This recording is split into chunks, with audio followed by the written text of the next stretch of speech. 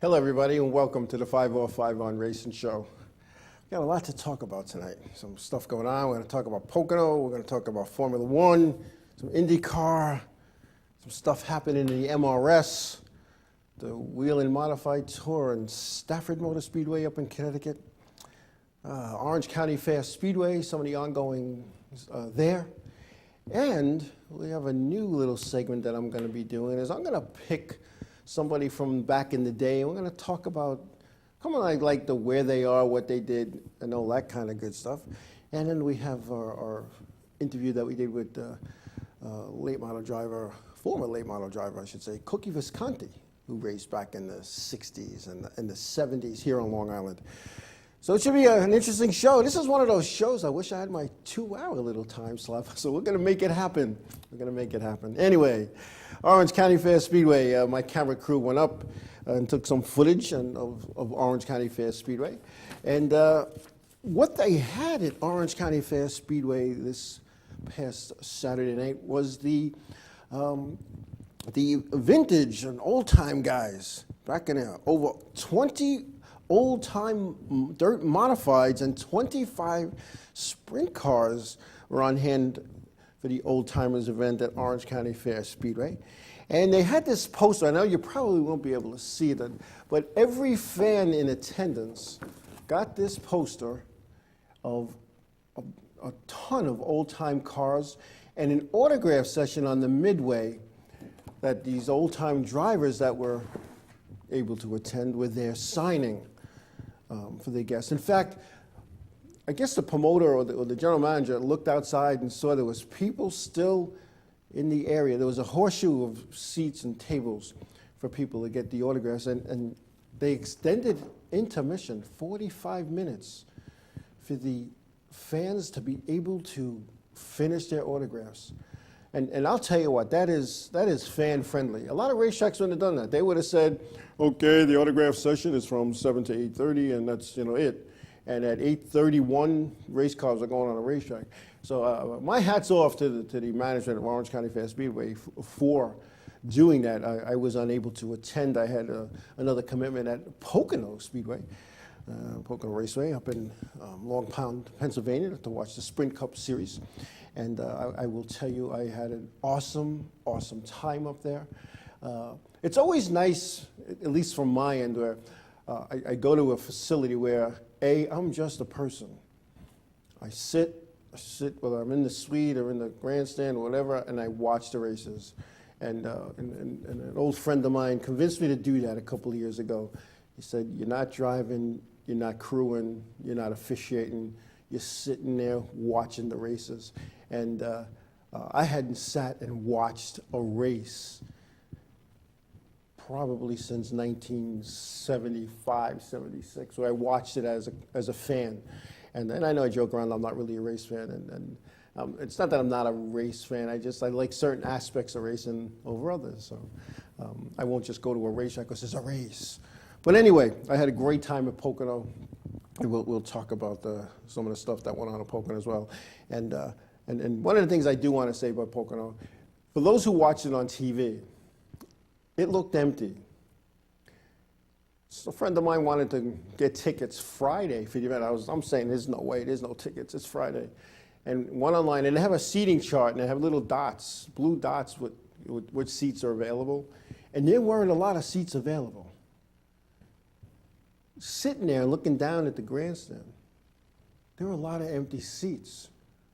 So I had talked to somebody about it, and basically what they said is, these seats are paid for. They didn't show up. So I wonder, how could that be? So I was talking to a person today at my business. I was talking to him, and I was having that conversation, and he said, you know what happens?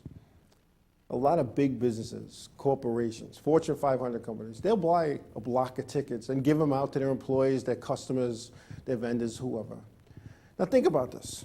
Somebody goes up to you and says, here's tickets to Saturday's show. I just want you to have them. Hopefully you go. So the guy's sitting that morning and he says to his family, I got to, we don't want to go. You're not out anything. Don't worry about it. They don't go, but the tickets are paid for. And I think that's what happens. I could be wrong, but I really do think that's what happens in that. But anyway, Orange County Fair Speedway. Some of the winners there in the modified big block was Mike Holker. Small block was John Ferrier. The Sportsman Series was Frank Venezia. Street Stocks was Jim Mayer. And the Street Stock event there, they're like equivalent to stock cars, here on Long Island. That guy got 500 to win. And it's wow. The place was packed, packed. When I say I saw pictures and the place was packed, Orange County Fair Speedway. They promoted the show, they advertised the show. There were a bunch of guys there and gals from the old days. It was an awesome show. And I missed a good show, but do I go to Orange County Fair Speedway? Do I go to Pocono? Do I go with the Dirt Mods? Do I go with the Sprint Cup Series?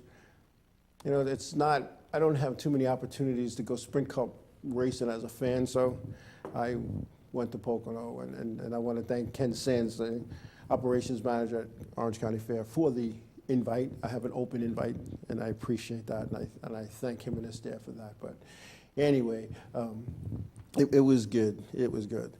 Also, this past weekend was the state tournament, I believe, for the fire department drill teams that was held in Lindenhurst, Long Island here on Saturday. And the winner of the event was Central Islip, the Hobos. West Xavier was second, and Islip Wolves were third. And, I'm looking at the notes here. Only 12 teams participated in the motorized tournament. And I remember as a young guy going to these things back in I'm going to say late 60s, early 70s. The parade was 9 o'clock in the morning. The tournament started at noon, and it went well into the evening. It was an all-day affair. But like a lot of racing that's going on, it's kind of fading off. Is it fading off because of the economy? Is it insurance? We don't know. And I had an electronic conversation with the PR director just this morning, back and forth a little bit, and talking about what some of the ongoings and my personal feelings on racing and what's going on, not only here on Long Island, but everywhere. And, car counts are down everywhere. And the economy isn't like what it once was. And advertisers and sponsors, they don't have the money that they once had. They don't have that expendable cash. And those of us in the Northeast got hammered with a horrid winter. And I was talking to a potential sponsor of my team, and he said his budget for snow plowing, and he has a small business, he had to plow his parking lots, was over $150,000 that he spent when he budgeted like a tenth of that. Nobody expected the snow we were going to get, here in the Northeast anyway. And it even affected the Pocono Speedway. The announcers were talking about how the tunnel turn, well, the tunnel had caused where a bump was causing the cars to almost get airborne. And they blamed that as a direct result of the harsh winter they had up in Pocono. But anyway, that's it's where it's going today. So how do you fix that? How do you fix you can't fix the economy. That's up to Congress to do and the Treasury Department. But what you can do is you can make racing more affordable. And I don't think making racing affordable is giving divisions 2 and 3 weeks off in a row to go racing. I mean, I don't understand that mentality. And some tracks across the country do that. They give people, let's give you off. And as a sponsor, and as a company that sponsors a race cars and finds sponsorships, as a company that does that, think about the casual fan and the casual sponsor, I should say, who goes to a racetrack expecting to see the car he or she sponsors, and it's not there. We're off tonight. Or sometimes when they run a support division last, meantime, the feature division's gone. The main division of whether it's late models or modifieds or whatever it might be, street stocks, whatever their key division is or feature division is, they've already run. So a lot of people they pack up and go. So here's the guy who wins in a support class, the last event of the night, and there's nobody in the grandstands for that victory lane speech or the victory lane photos. So think about that. That's something I think, what race promoters, PR people, and sponsors, they need to get together once in a while and talk about their needs, the needs of each other, right? The sponsor needs to say, hey, listen, I'm putting money into this race team because I want them to race, and I'm hoping to get a return on that.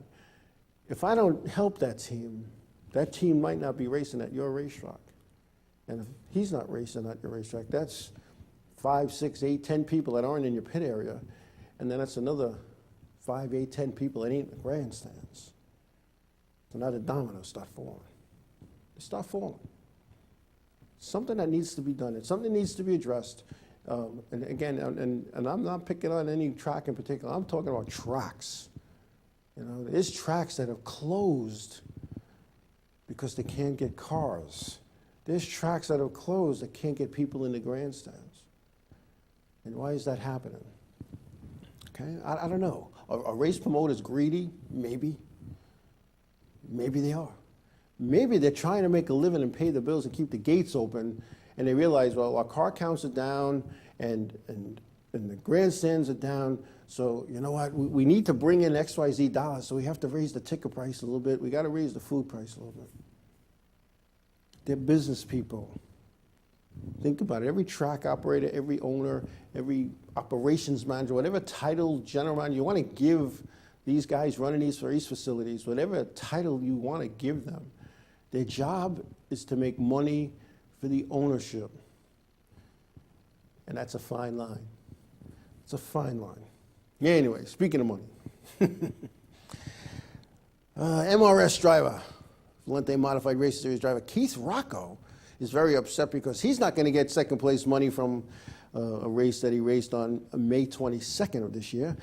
He was disqualified from the event and did not find out about it until the next event when it was announced at Seekonk Speedway. The disqualification, according to Race Day Connecticut, was announced at another racetrack and also according to the Chrome Horn website. When Rocco contacted series officials, he was told he needed to wait for a letter. They couldn't talk to him about it over the phone. And Rocco was apparently disqualified for the use of illegal fuel during his runner-up run at the MRS event in Stafford back in May. Now, I got to ask a question. Now, everybody talks, the MRS is this, the MRS is that, it's better than the Wheel and Modified Tour, blows NASCAR away and the cost and this and that. I got to tell you, I don't always agree with NASCAR when I worked for them and when I raced. But if you were disqualified, you knew that day. You didn't leave the pit. You were disqualified. They told you. Like, gentlemen, they brought you into the office or into a trailer or behind the trailer somewhere. Hey, dude, listen, you're disqualified for this, that, and the other thing. It's how many weeks now that and you wouldn't have known it because he called to find out where his check was. And they wouldn't tell him over the phone. You're going to get a letter. That's you know what, I lost a little bit of respect for the MRS series and its officials for doing that. Everybody talks so good of them. You don't do that to a competitor. If you're illegal, you tell them that day. If you got to send out the fuel to a lab to be checked out, and you know what you do is you let them know that. And as soon as you get your results, you let that competitor know. You don't do it. Keith Rocco is a professional. He's a great driver, and I've seen a lot of them, and he can make it happen, but that's just not right. Anyway, we're going to take a break. When we come back, we're going to come back with the interview of late model driver Cookie Visconti, who raced here on the island back in the 60s and the 70s, when we come back.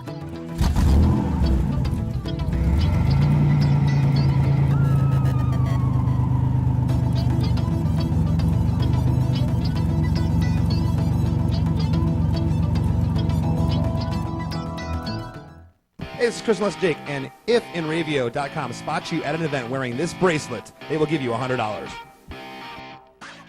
The world of advertising has changed. Radio, TV, and newspaper revenues have declined drastically. Why? Because businesses have realized that advertising return on investment isn't what it used to be. So what can we do about it? Well, that's easy. Advertise online. Own a local restaurant, real estate agency, or even a national retail chain? Whatever your business, Inravio can get your message out there, and we can do it at a fraction of the cost. Call today and see the difference for yourself. This isn't TV. This isn't radio. This is Inravio.com.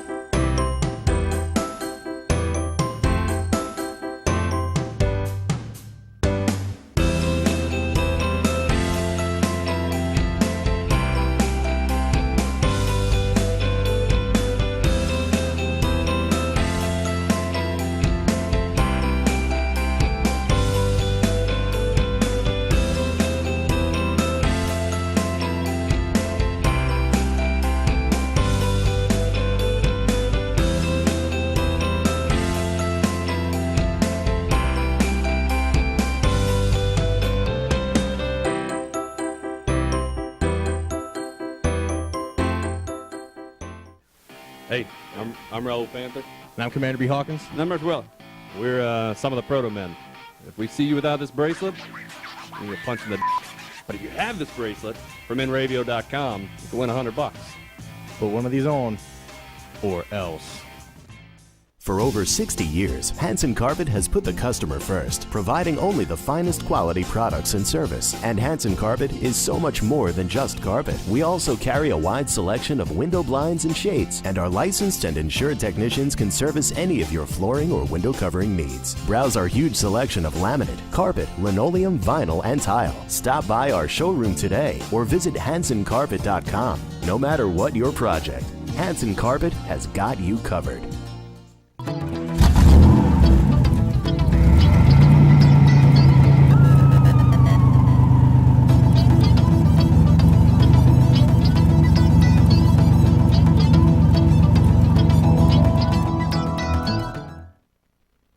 Hey, welcome back.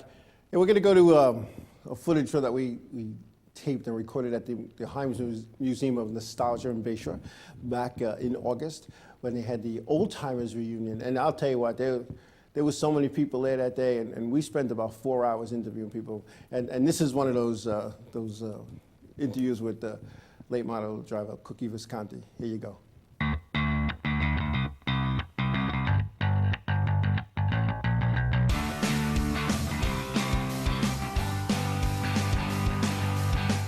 Hey, standing beside me here in the Marty Heims Museum is Cookie Visconti. Cookie, welcome. Thank you. Pleasure to be here. Cookie, I know it goes back a little ways, and if I didn't hear correctly, you're 70 years old now. Don't tell everybody. We won't tell anybody. We won't tell you. Just our yeah. close friends. Cookie, late model championship, ran modifieds. Tell us about the old days. Well, it was the best time of my life. I really enjoyed it. Win, lose, or draw. I was fortunate to have a great sponsor, and I was able to win a lot of races, because without money, you can't win. You know? Money by speed. Yeah. Well, we did a lot of winning, but we also had a great sponsor, Amsoil Synthetic Lubricants. And we won championship in every division except modified. So we had a good time. Now, every division, that was late models, bombers, what else? Late models, bombers, street stock. There's 4. I don't remember the 4th one. Now, the modified championship, you just missed. You were the bridesmaid. It was. I had a flat tire pulling up the ramp to go onto the track. About 10 points in the lead in points. Unbelievable. I just had to finish with the guy that was, with me. Didn't work out. But not everything works out. No, it doesn't. Now, looking at racing today compared to back in the day, we're talking the 60s, what's different? Back then it was a lot of fun. We enjoyed. We made no money, but who cared? Today it's strictly business. Oh, without It's a doubt. dollars and cents. They make a lot more money than we ever did, but I would still take the old days. I would go right back to them in a minute.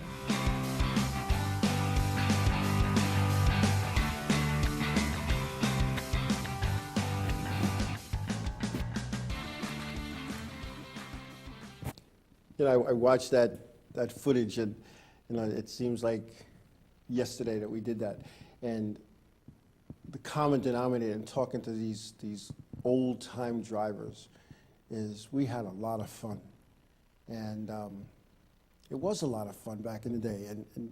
And I started getting involved behind the scenes, and getting into the pits in the mid-70s, 75, 76 and whatnot. And, it was a lot of fun. There was a lot of stuff that was going on. There was don't get me wrong, there were brawls in the pit area, there were brawls in the parking lot, there were brawls in the diner afterwards, there were brawls in the bars and brawls at safer meetings, but the common denominator, when these guys look back, they don't say, yeah, I beat the heck out of this guy. No, they say, we had fun. We had fun. And when you look back, the fun, it was fun.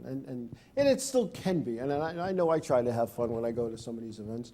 And sometimes it's hard because you sit back, and I know I say this over and over again. I used to look at old guys when I was young, and they would say, back in my day. And I said, I hope I never sound like that. Well, I do. and I'll admit it. But it was so different. It was so different. There were a lot more competitors and a lot more racing. And you were able to race sometimes 3-4 nights a week here on Long Island and go other places. And if you're in a feature division, your points counted for national points. No matter where you went, you just let NASCAR know, hey, I'm here, And those were the days. But I want to thank Cookie Visconti for giving us some time that day. And it was a long day, and we spoke to a lot of drivers, a lot of people. And we're going to get to them all as the weeks go on. Anyway, and on a sad note, I just want to, it seems like we're always talking about this. NASCAR lost another one. Jabe Thomas, the former NASCAR driver and father of 1978 Rookie of the Year, Ronnie Thomas, passed away last Thursday at the age of 85. Thomas from Christiansburg, Virginia, raced NASCAR's top series between 1965 and 1978, making 322 starts with 3 top 5s and 77 top 10s. From 1968 to 1971, Thomas finished 8th or higher in the point standings with what is now the Sprint Cup Series, known back then as the Grand National Series. Our thoughts and prayers go out to the Thomas family. They're starting to go, and I've said that, we're at the age now where people that raced when we were kids, they're in their 80s and 90s and they're getting called home. So anyway, the Formula One Canadian Grand Prix was held this past weekend, and Lewis Hamilton from England was the winner. Nico Rosberg the second. Valtteri Bottas was third. Kimi Räikkönen was fourth, and Sebastian Vettel fifth. And as of right now, the point leader is Lewis Hamilton in the Formula One Series.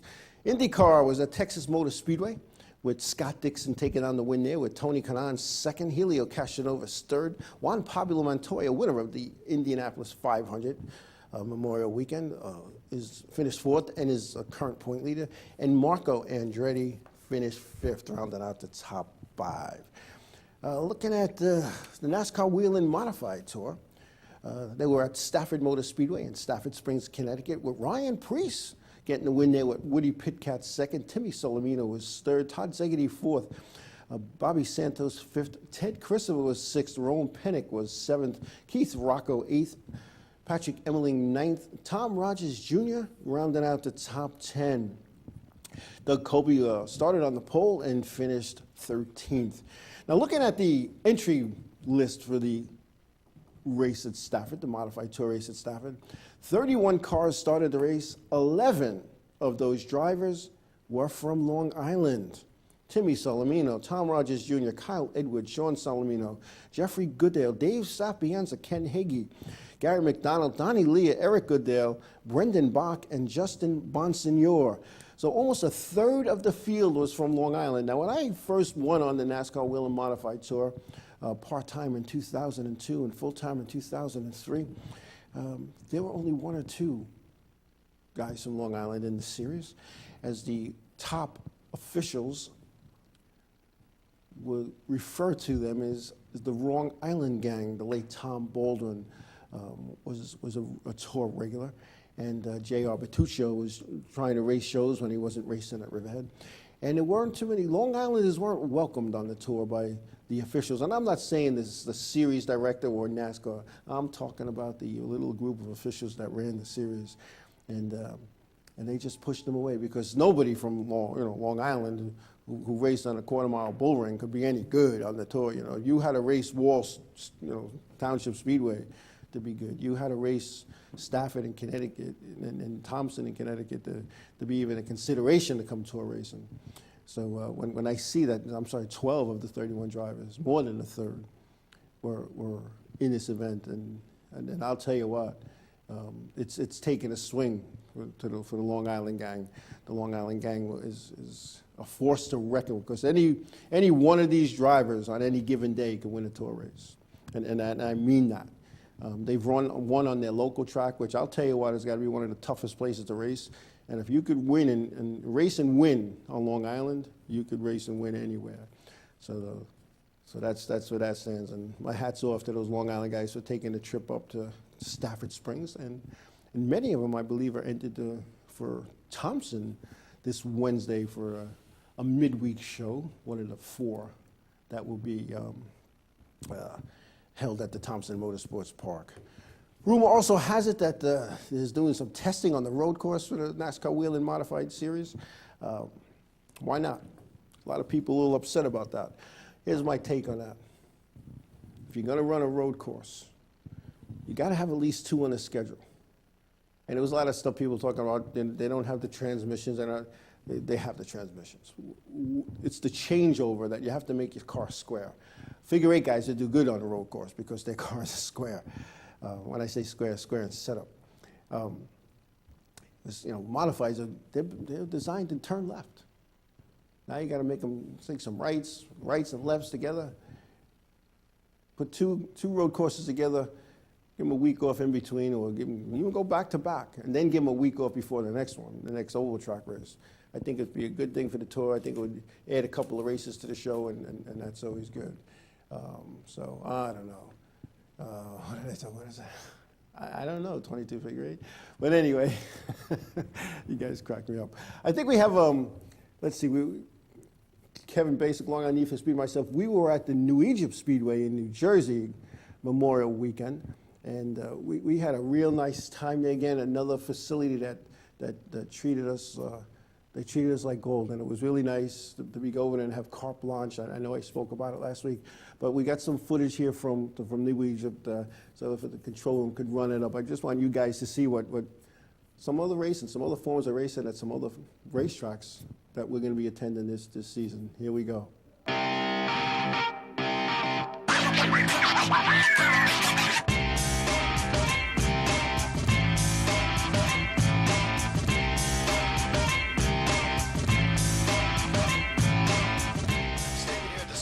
Line at the New Egypt Speedway in New Egypt, New Jersey, and behind me is preparing the track for this evening's event. I was saying with Elise Wolfinger, the general manager at New Egypt Speedway. Elise, I want to thank you for your hospitality so far today. It's been awesome. Oh, good. I'm glad you're here. Now, what typically goes on in the office? I see people coming in. What is happening here in this part of New Egypt Speedway? Right now, we're trying to get ready for the race, obviously, later today. That was one of our drivers. They come in and sign in, get their pit bands, press signs in here.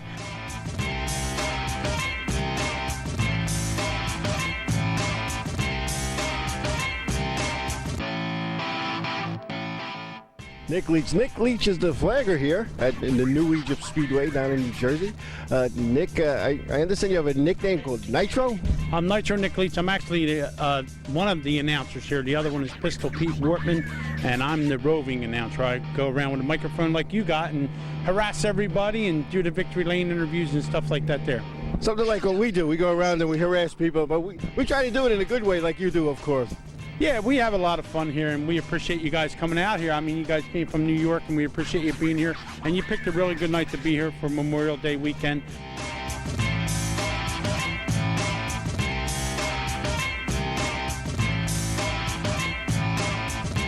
Show for 505. They do a show in New York. Why don't you tell the fans what it's about? They've been here all night filming.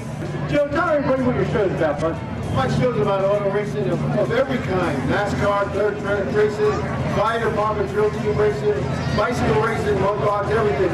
We look at all aspects of racing.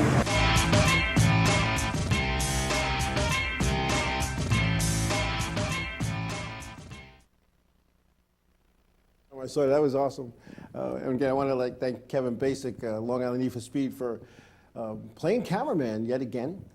Behind the scenes with the camera and the sound, and doing a real nice job for us when we travel to these events. And I also want to say that he's made all these arrangements. He calls these places and he gets us in, and we go. And anybody can get in once, but it's when they call you back, you made an impression. And New Egypt Speedway has done that for us, and I'm really happy that to be a part of that and get to see other venues in racing. Anyway, we're going to take a break, and we come back.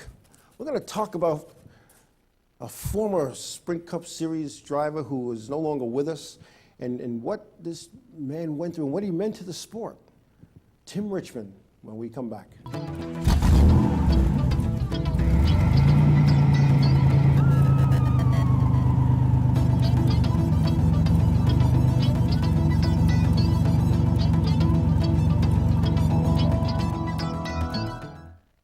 What's up, guys? We're Scare No Fair, and we're here with Inravio. If they catch you at a show with one of these bracelets, you will win $100. That's a lot of money. So get a bracelet. Do whatever it takes to get that. Hit them up online.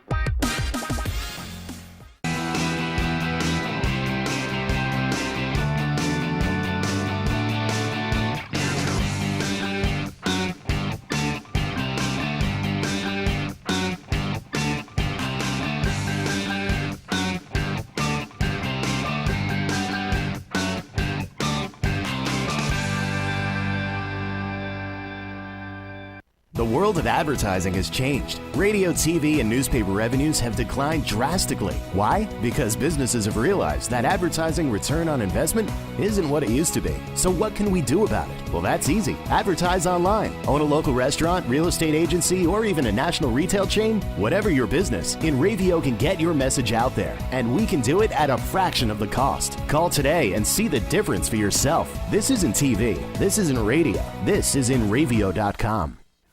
Hey, I'm Raul Panther. And I'm Commander B. Hawkins. And I'm Rich Weller. We're some of the proto men.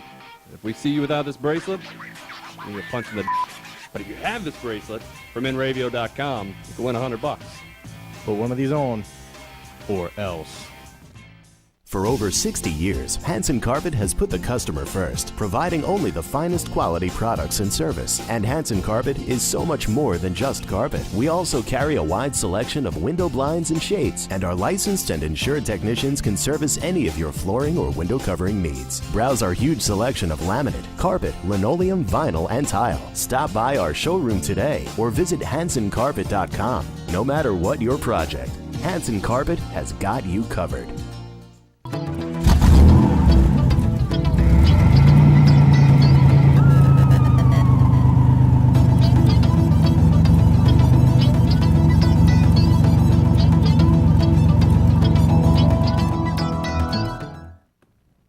Hey, we're back. Tim Richmond. Tim Richmond, he was a wild guy. Wild guy. He liked to have fun. Tim Richmond, he died on August 13, 1989. And he raced hard, he played hard, and sometimes he played even harder in an era without social media.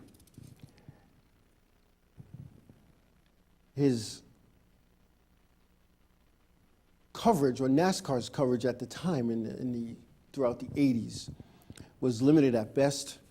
Maybe a local newspaper might pick up a story. There was no sports shows that discussed what went on in racing and NASCAR, throughout the 60s and the 70s and whatnot. It was only what you could see on Wild World of Sports sometimes on ABC. And so there was no social media. So the guy was like, how do you put it? He was one of those guys, when he walked into the room, he made his presence known. He was often referred to as Rich Kid Richmond, often fighting with drivers who often clawed their way from obscurity, working in mills and farms and running moonshine even. He would go into bars in North Carolina, where Dale Earnhardt Sr. was there with what they called Milltown homeboys, and end up fighting. He fought his way at many a bar, many a racetrack, but he liked to play. From Indy cars to stock cars in 1980, the movie Days of Thunder, the character Cole Trickle was modeled after Tim Richmond, kinda. They cleaned up Cole Trickle a little bit for the movie, but it was Tim Richmond, the IndyCar rich kid who didn't know much about how to set up a car, but he could drive them. Sometime during his career, Tim Richmond contracted AIDS. When is really unknown, but probably sometime in late 1986, a year in which he won several races for Hendrick Motorsports. Various published accounts at the time said he infected several women. As many as a dozen, according to Miami Herald. They were race queens, fashion models, actresses, and just the groupies that hung around at racetracks. Richmond missed the 1987 Daytona 500 with double pneumonia, according to media sources. He quit Hendrick Motorsports and ended up coming out to say that he had AIDS. Although he never confirmed it, people felt that that's what was going on. Dr. Jerry Punch, pit road announcer at the time and pit reporter, was one of the few that knew Tim Richmond, what he was going through. In fact, Dr. Jerry Punch was so afraid that Tim Richmond was going to go down the straightaway and not make that left-hand turn at the end to end his life and get rid of the torture that he was going through. Kind of went to NASCAR and I guess let them know what was going on. But Richmond, he won back his ride in Focus, and he won back-to-back events at Pocono in Pennsylvania and Riverside in California, and then he disappeared yet again. In 1988, NASCAR bemerged Richmond for substance abuse, suspected to be cocaine. NASCAR never really publicly proved the allegation, and NASCAR knew that Richmond had AIDS, and that they were concerned that if he was in an on-track incident and was bleeding, the safety crew and their health would be put at risk. So in 1988, Richmond enrolled into the shootout, which is the All-Star race in the beginning of the year, the Bud shootout, the Bush Clash, as they called it back then. And he entered that race as an independent. And NASCAR immediately instituted a substance abuse policy test for Richmond that day. That day. Richmond failed the test and was not permitted to race. Days later, the lab reports came back that Tim Richmond had prescription over-the-counter medications in his system. Richmond sued NASCAR. And famous New York lawyer Barry Slotnick at the time was Richmond's attorney. The case never came to trial, but settled at a court, with the settlement being sealed by the courts. Richmond then, not being allowed to race, because NASCAR didn't want him there, went home to die. Richmond had 13 wins and 185 starts in over 8 seasons. Tim Richmond was the type of guy that this sport needs. A character. A man that people not so much say, wow, son, look up to that guy, but a guy that was making it happen. A guy that made it happen, and NASCAR didn't like that. Now, I'm not knocking NASCAR for what they did. They had to do what they had to do at the time, and if this drug testing thing was made just for Tim Richmond because they needed to get him out, not race that event, then that's what they did. They felt that that's what they had to do. But here's a man, his whole life at this point was racing, and they took it away. See, NASCAR, and don't get me wrong, I applaud NASCAR sometimes on this because they're prosecutor, judge, and jury. And what they say goes. And if they don't want you playing in their sandbox, then you don't play in their sandbox. And I just wish, like with this situation here with Tim Richmond, they did this blood test, and the initial indications were, oh, no, he's got drugs in the system, he's not racing. And then they found out later, after went to an independent lab, that it was just over-the-counter drugs and prescription drugs that the doctors were aware of. And not that I'm sticking up for Jeremy Mayfield, but similar situation. See, if NASCAR, when NASCAR wants you gone, you're supposed to just go away. You're supposed to go away quietly, go do something else, go race in another series, go bowling, go fishing, go back to farming, whatever you did. And this guy, back in 1989, 88, he fought that. And why do you think the settlement was sealed by the courts? I'm sure they sat around the table just like I'm sitting at, and thinking, all right, listen, let's not take this to court. What are you looking to get, Tim? His lawyer probably said, well, we want this, that, and the other thing. NASCAR probably said, that's ridiculous. We're willing to give you this, that, and the other thing. But if we're going to do that, we need this whole thing sealed. It needs to disappear. And you, Tim Richmond, need to disappear. They took the man's livelihood away. Granted, he had a disease, and he had a disease that he could affect other people. But they didn't first find out about this in 1989. When it first came out that Tim Richmond was suffering from AIDS, Dr. Jerry Punch went through the pit area, and and this is in a published report, and he went into the pit area and told people that who he knew had spent time with Tim Richmond. When I say people, women, and over 100 people in the garage area went to get tested. I don't know the results of those tests, but you know, here's a guy that he was good. He was a good driver. He was a young guy. He had 13 wins out of 185 races. That's like about an 8% winning percentage. Drive with Hendrick Motorsports. Who knew what accomplishments Tim Richmond could have made as a driver if he had not gotten ill and if NASCAR had not pushed him out? We got some stuff on Tim Richmond we could show too.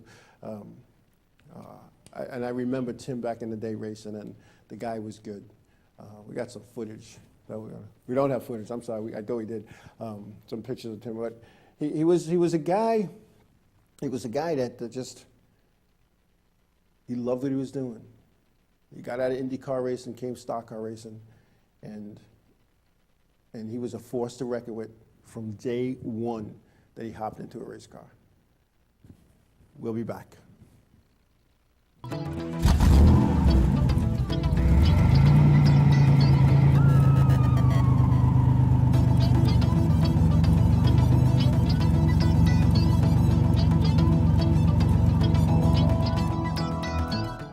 For over 60 years, Hanson Carpet has put the customer first, providing only the finest quality products and service. And Hanson Carpet is so much more than just carpet. We also carry a wide selection of window blinds and shades, and our licensed and insured technicians can service any of your flooring or window covering needs. Browse our huge selection of laminate, carpet, linoleum, vinyl, and tile. Stop by our showroom today or visit HansonCarpet.com. No matter what your project, Hanson Carpet has got you covered. Hey, this is Chris Les Jake, and if Inravio.com spots you at an event wearing this bracelet, they will give you $100. What's up, guys? We're Scare No Fair, and we're here with Inravio. If they catch you at a show with one of these bracelets, you will win $100. That's a lot of money. So get a bracelet. Do whatever it takes to get that. Hit them up online.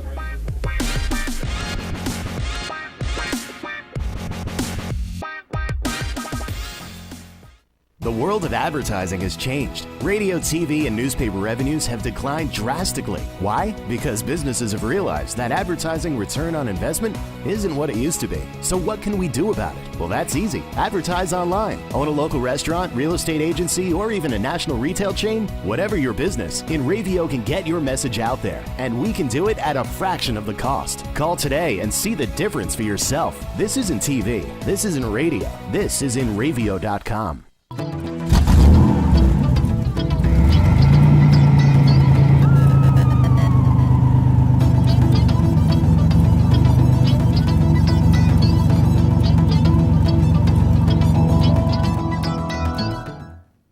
Hey, welcome back. Yeah, I'm going to do stuff like that from time to time. Just pick a driver who's no longer racing in NASCAR and share with you folks why.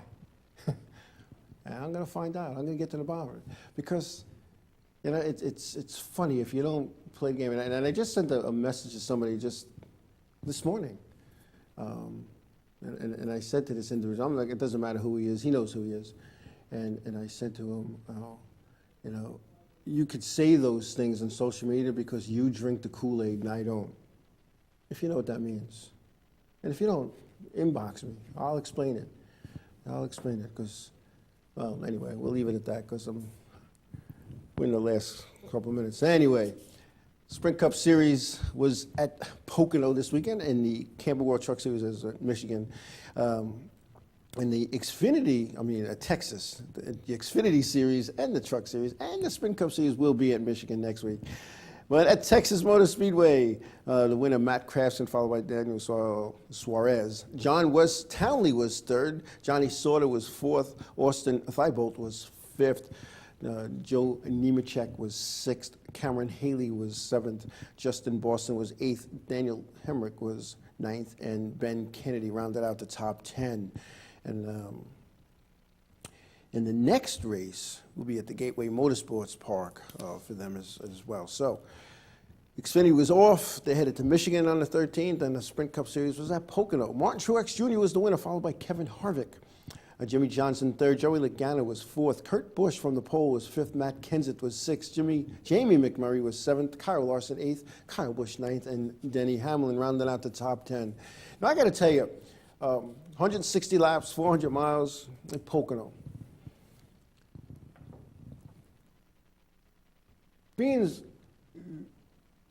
I've been at every level, I guess there is in racing, again, crew member, crew chief, driver, owner, weekly series official, wheel and modified tour official. I work some many Camping World Truck Series races, nationwide races, and a handful of cup races as well. And you get this, you get to see things and feel things and be able to predict things. And I said to somebody, I said, this is one of those races where the pit window is like 35 laps. So I said, you know what? I said, let's go backwards. Let's count backwards. So it's 160 laps. They want to be there at the end. They want to be there at the end. So let's go. So they want to fuel up around lap 130, and this is barring any cautions. So 130, then maybe lap like 95 to 100, and on lap 60 something, and lap 30. On lap 25 they started pitting, and all of a sudden they're all pitting because they went a long stretch of green in the beginning. And then there was a debris caution, which was really, in my opinion, was for commercials because it was going so long without the caution. But when you look at that, and in front of the TV, when you looked at that, I'm sitting there watching, and I says, these guys are just riding it out, single file. There's nobody passing. There's nothing going on. So I figured about lap 130 they would start slicing and dicing. No, they didn't. And they went into the lap 140s, and all of a sudden there was that last caution, and everybody threw on tires and topped off the fuel, and it was a race, and there was a lot of activity, a lot of passing, and maybe not in the front of the pack, but from the mid to the back of the pack, a lot of action going on, and I have my scanner going, and I have certain channels that I just listen to all the time, and then I have it scan some of the other channels, but when I'm listening to Ryan Newman, and A.J. Allmendinger punts him coming off of turn one. And did he punt him? I thought he did. Until I watched the replay a couple of times, a couple of different angles. You know what? He got on the gas a split second sooner than Ryan Newman. Now, Ryan Newman backed it into the fence and was very unhappy about that. And one of the things that wrong, when Ryan was interviewed later on, he said that A.J. Allmendinger lost his talent for a moment, and that, this is going to come back to him in spades. Now, I know that was at the heat of the moment, and you're still upset, whatnot, but then I quickly switched to A.J. Allmendinger on the scanner, listen to what he was saying, and he was like, guys, I didn't mean to do that. I just got into it. And this guy feels horrible, and Ryan Newman thinks it's on purpose. And I know Ryan Newman personally. And I've spent some time with Ryan Newman over the years, working some of the events and when he's run some modified stuff and things of that nature. And Ryan Newman's just like you and me, man. Just like you and me. He'd fit right into the local track scene. He'd fit right in. And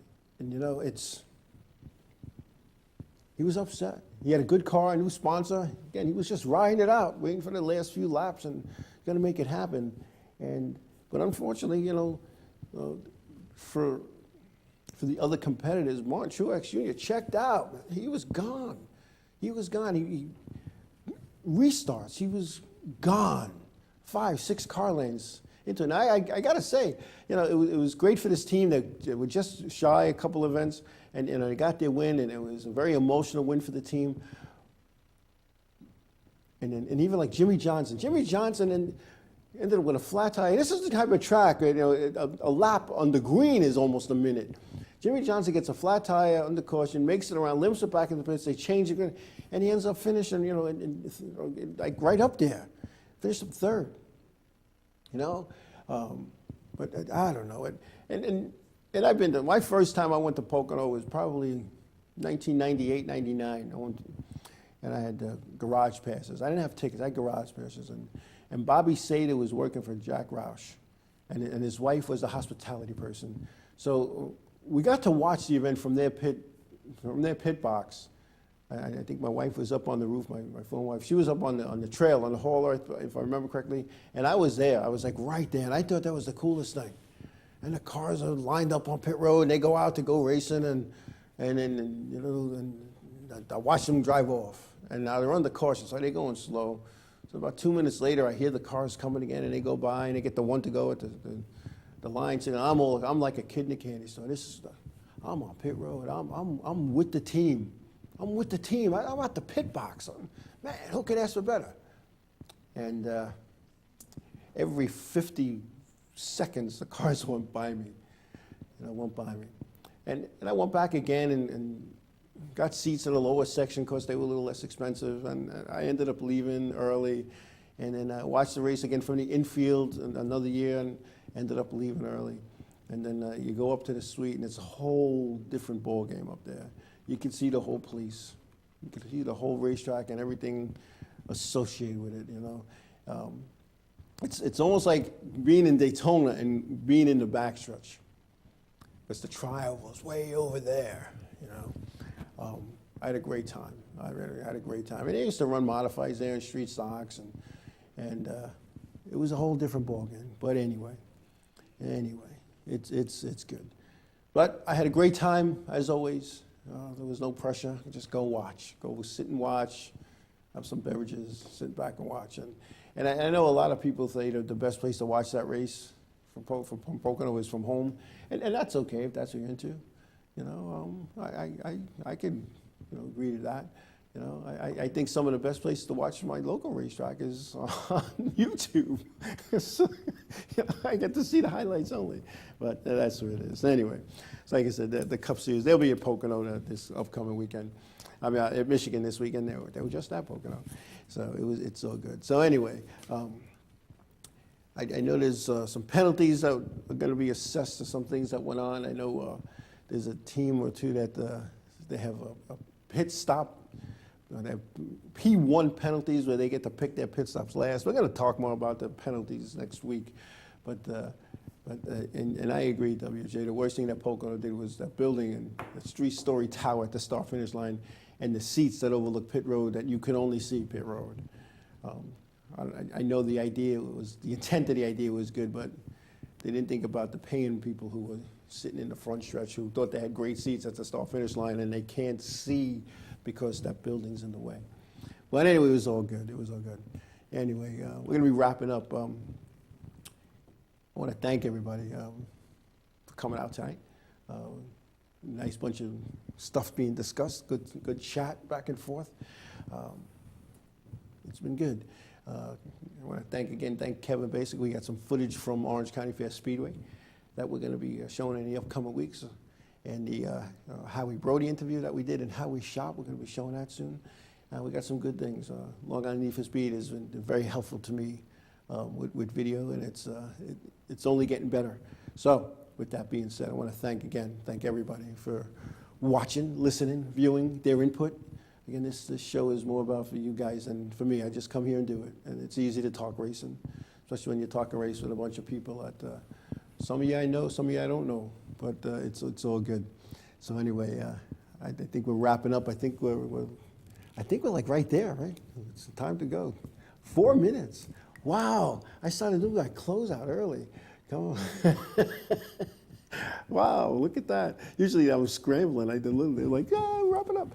But one thing I want to talk about. I said earlier in the show that I had a little electronic conversation with a certain PR director, and I think I was surprised that he came out and said some of the things that he said publicly, but I think he was more surprised at my private response to him, and I'll share that with you, well, at least in part, and one of those things is in a lot of races, and I'm not just talking about a local race, I'm talking about every racetrack across the world. Politics is a big thing. It's a big thing, politics.